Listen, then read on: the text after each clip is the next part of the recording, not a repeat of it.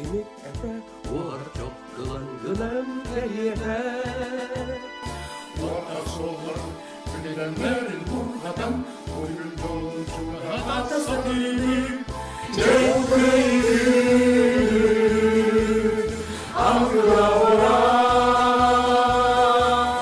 Gündü gündü, Gülen simit çocukta,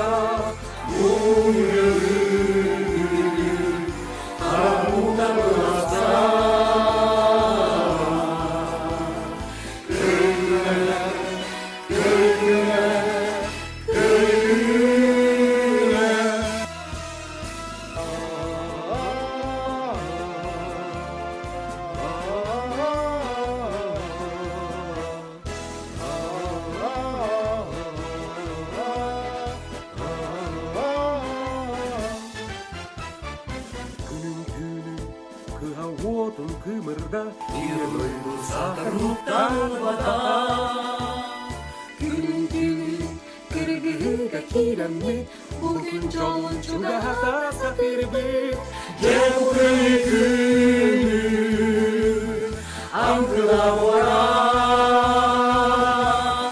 Gündü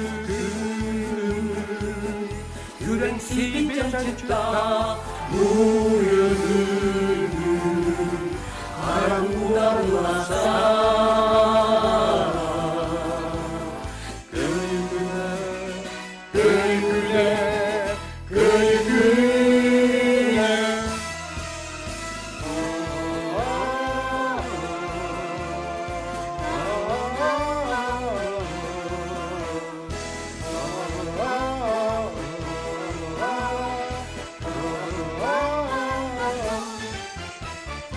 Kellin iä, ottan harok tönnyvät. Syyndu adaksıgın yaksiken.